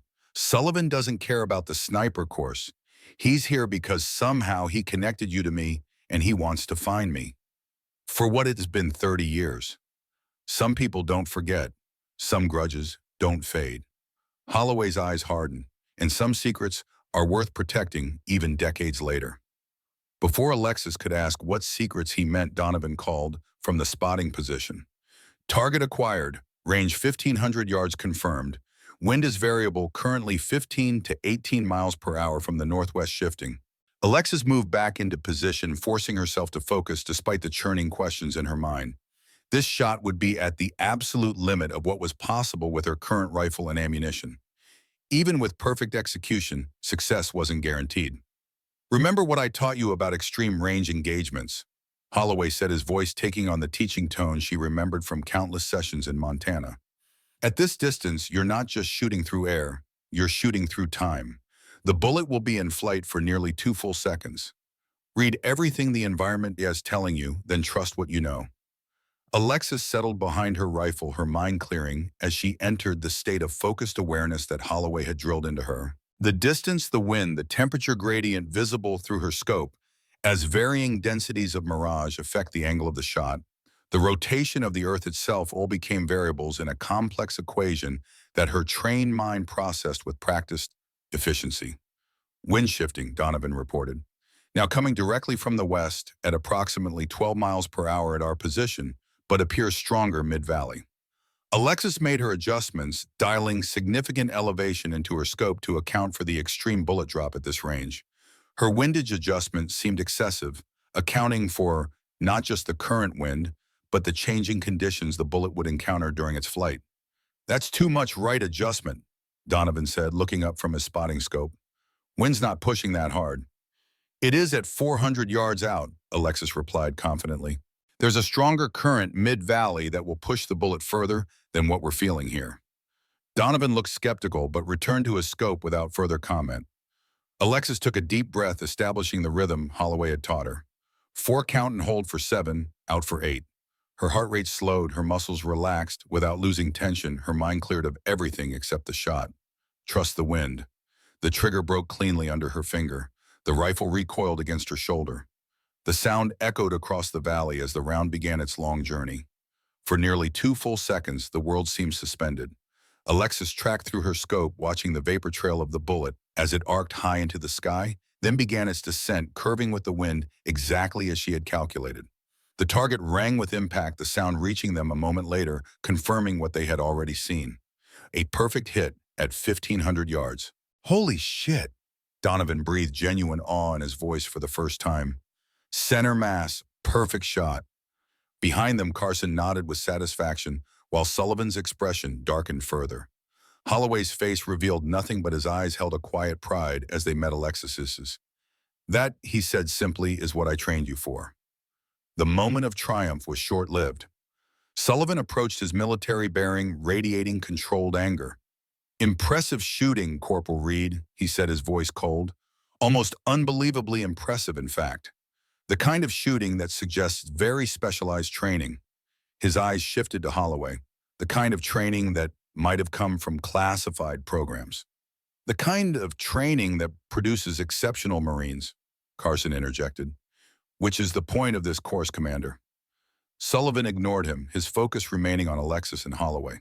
I think we need to have a detailed discussion about where exactly Corporal Reed acquired her skills, and about certain unresolved matters from Desert Storm-era operations. That won't be necessary, Richard. The new voice came from behind them. Everyone turned to see the figure who had emerged from the Humvee. An older man, perhaps in his 70s, wearing the uniform of a Marine Corps general, 4 stars gleaming on his collar. His face was deeply lined, his posture still ramrod straight despite his age. Sullivan snapped to attention. General Harrington, sir, I wasn't informed you would be attending this exercise.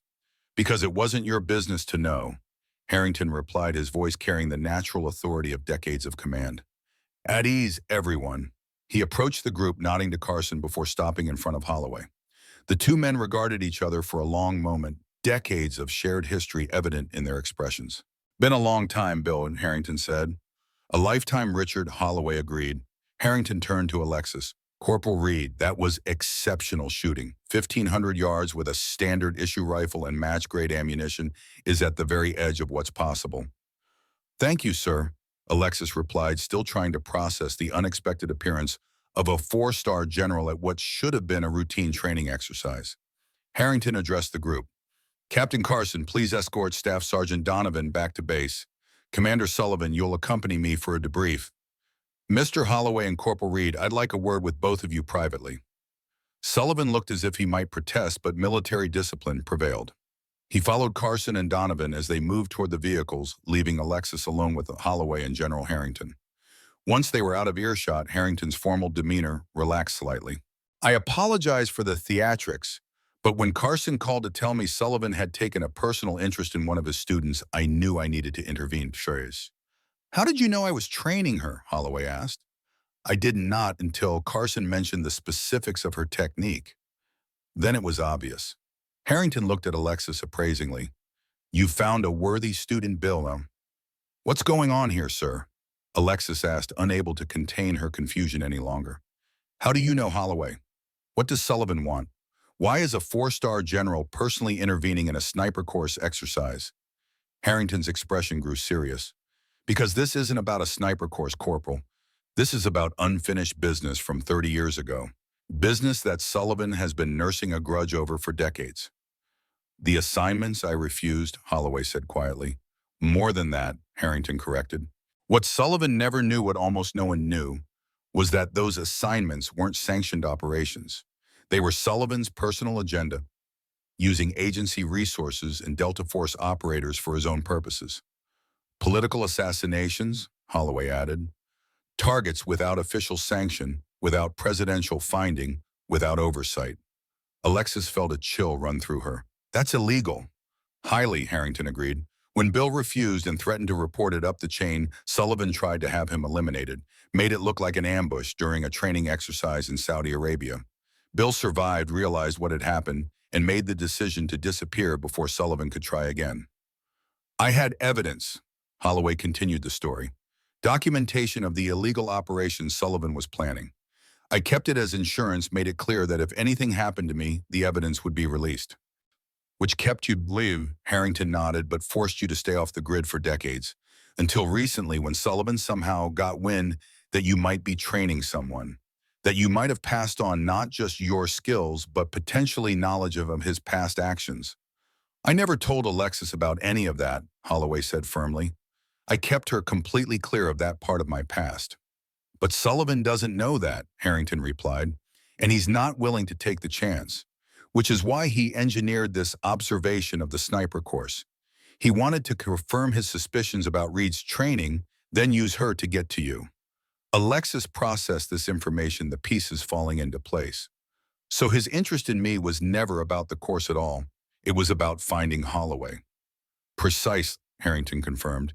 And now that he has, the situation becomes more complicated. Sullivan still has connections, still has influence in certain circles. He's potentially dangerous. So what happens now? Holloway asked. Harrington's expression hardened. Now I do what I should have done 30 years ago. Sullivan is finished. I've had naval intelligence investigating him quietly for months, building a case around those unsanctioned operations and several others that followed. His appearance here, his fixation on you, was the final piece of evidence we needed to move forward. You used me as bait, Holloway said, not angrily but with resigned understanding. I used his obsession with you against him, Harrington corrected.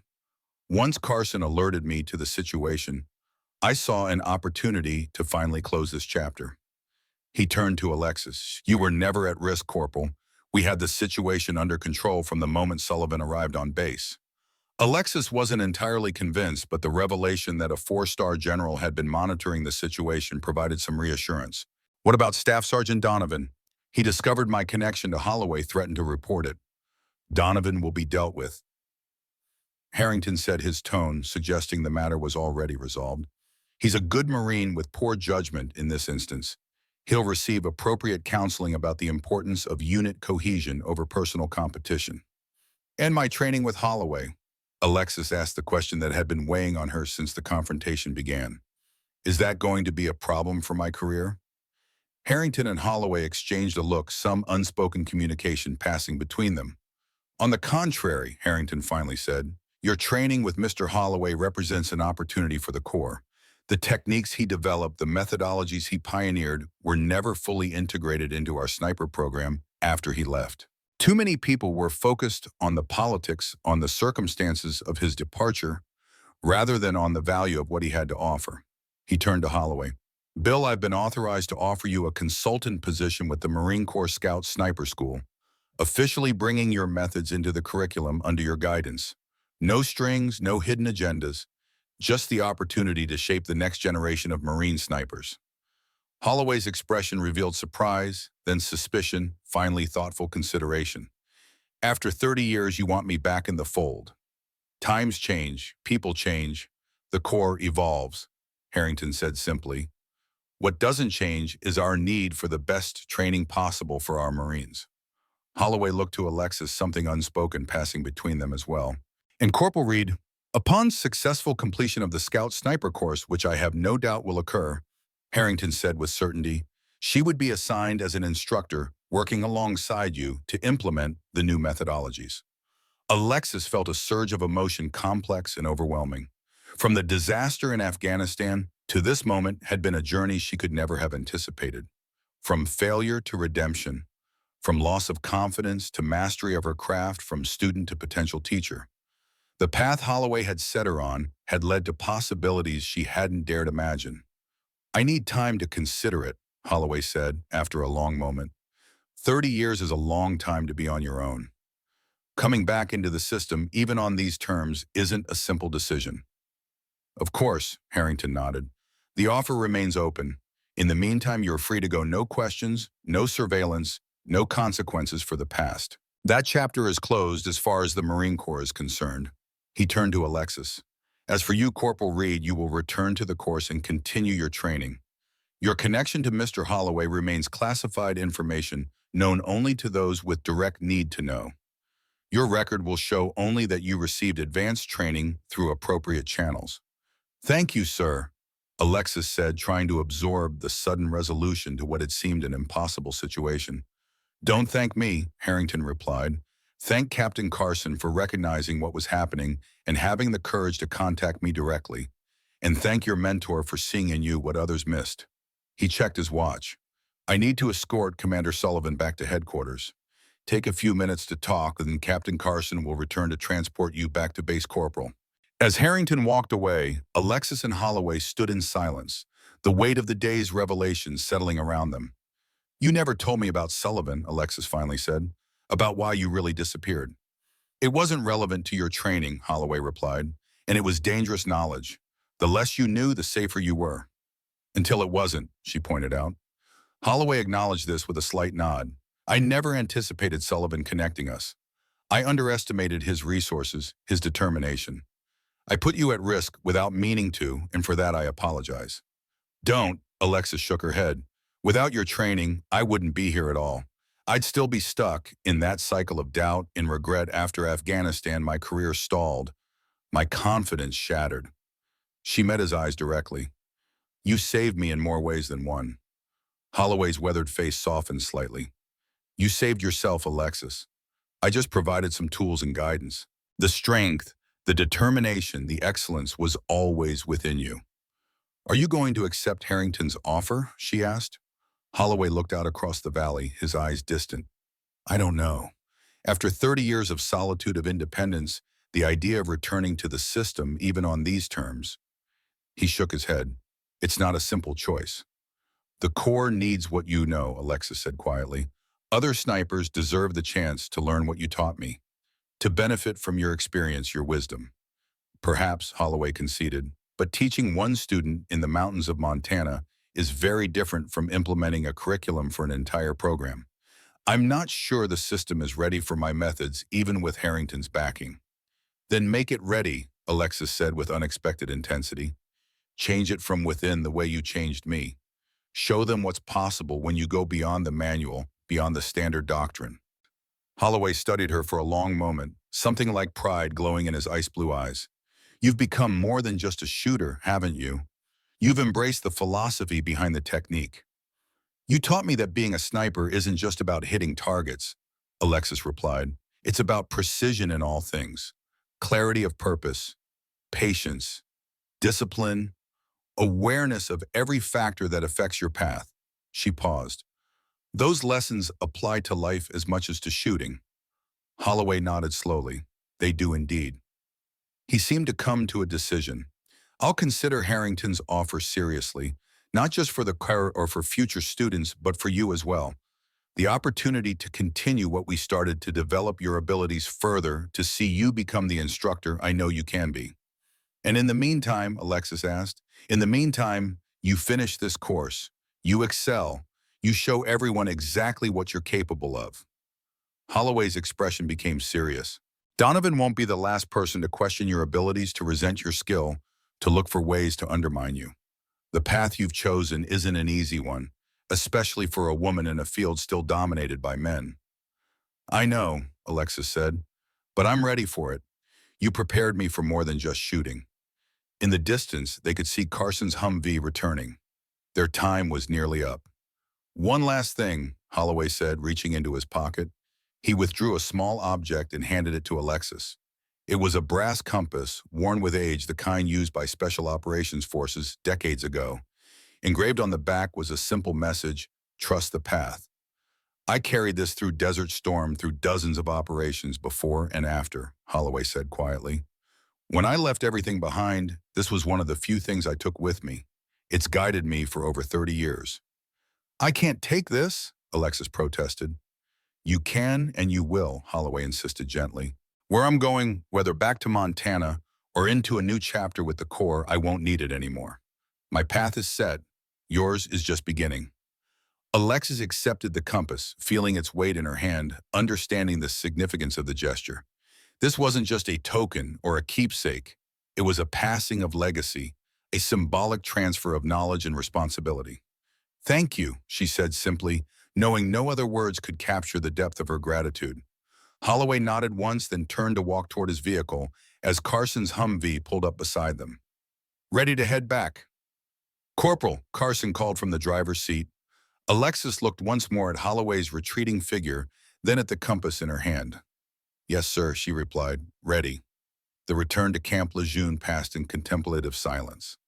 Carson seemed to understand that Alexis needed space to process the day's events, the revelations, the sudden resolution to what had seemed an impossible situation. He drove steadily, occasionally glancing at her with an expression that suggested he had questions, but was willing to wait for answers. As they approached the main gate, he finally spoke. Holloway was a legend when I was a young lieutenant. The things he could do with a rifle seemed impossible to the rest of us. When I saw you shoot, I recognized his techniques immediately. Why did you contact General Harrington? Alexis asked. You took a significant risk getting involved. Carson considered his response. Because what happened to Holloway 30 years ago was wrong. The politics, the cover story about him going rogue, the attempt to discredit one of the finest operators we ever had. It was a stain on the Corps, even if most people never knew the truth. He glanced at her. And because I believe in rewarding excellence, not punishing it, your shooting is exceptional. You deserve to be judged on that merit, not on who trained you. Well, thank you, sir, Alexis said, genuinely moved by his integrity. Don't thank me yet, Carson replied with a hint of a smile. You still have to complete the course. And despite today's events, it's not getting any easier. I wouldn't want it to, sir. Good answer, Corporal. When they arrived at the barracks, Alexis found the atmosphere had changed. Word had somehow spread about the extreme range engagement, about her perfect shot at 1,500 yards. The other students regarded her with a new respect tinged with curiosity about the mysterious observer who had appeared for the final phase. Donovan was notably absent, his bunk stripped bare, his gear removed. No one mentioned his departure, but the implications were clear. Whatever appropriate counseling General Harrington had arranged had resulted in Donovan's removal from the course. As Alexis prepared for lights out, Master Sergeant Blackwood appeared at her bunk. Tomorrow at 0600, full gear, ready to move out, he said without preamble. You'll be starting the advanced phase of the course. Already, Master Sergeant, We still have 2 more days scheduled for the basic phase. Blackwood's weathered face revealed nothing. Your performance has demonstrated readiness for advancement. The remaining basic phase exercises would be a waste of your time. He paused. And Reed, yes, Master Sergeant. That shot today, 1,500 yards with standard issue equipment. He shook his head slightly. In 30 years of training, snipers, I've never seen anything like it. Whatever else happens, remember you've earned your place here. No one can take that away from you. With that, he turned and left, leaving Alexis to contemplate his words. She reached into her pocket, feeling the worn brass of Holloway's compass. Trust the path. The way forward might not be clear yet, the future still uncertain, but she had found her direction. The skills Holloway had taught her, the confidence he had restored, the excellence he had demanded, all had led to this moment of vindication. 6 months later, Alexis stood on the parade ground at Quantico, watching a new class of sniper students preparing for their first day of training. The instructor's badge on her uniform gleamed in the morning sun, a testament to her successful completion of the Scout Sniper course and her subsequent assignment to the instructor cadre. Behind her, William Holloway emerged from the administration building, his civilian clothes a stark contrast to the uniform surrounding him. In the months since their confrontation with Sullivan, he had finally accepted General Harrington's offer joining the Scout Sniper School as a special consultant to develop a new advanced curriculum. Ready for your first class as lead instructor? He asked, coming to stand beside her. Alexis nodded, feeling a familiar mix of anticipation and confidence. Ready as I'll ever be. They won't make it easy for you, Holloway warned. A female instructor, especially one as young as you, teaching in a program that's traditionally been male-dominated. Some will resist, challenge your authority, question your expertise. Let them, Alexis replied calmly. I'll win them over the same way I won over everyone else. Through performance, through results, through excellence. Holloway smiled, the expression transforming his weathered face. That's exactly what I hoped you'd say. He looked out at the assembled students. See that Marine in the third rank, the one with the intense expression? Alexis followed his gaze to a young woman standing at attention, her determination evident even from a distance. Another female student. The second ever to be accepted into the program, Holloway confirmed. She'll face the same challenges you did. The same doubts, the same resistance, the same need to prove herself twice over. She won't face them alone, Alexis said with quiet certainty. Not anymore. As they watched, Master Sergeant Blackwood began addressing the new class, his voice carrying across the parade ground with familiar authority. The cycle was beginning again, but this time with a difference. This time, the wisdom Holloway had kept to himself for 30 years would become part of the official curriculum. This time, the path would be open for others to follow. Alexis felt the weight of the compass in her pocket, the tactile reminder of the journey that had brought her here. From failure in Afghanistan to redemption at Quantico. From student to teacher. From doubt to certainty. Trust the path. She turned to face her first class, ready to pass on what she had learned to create new snipers who would combine the best of traditional training with the exceptional techniques Holloway had developed. The circle was complete. The legacy secured, the future opening before her like a clear sight picture on a windless day. The Shadow's apprentice had stepped into the light, ready to cast her own shadow for others to follow.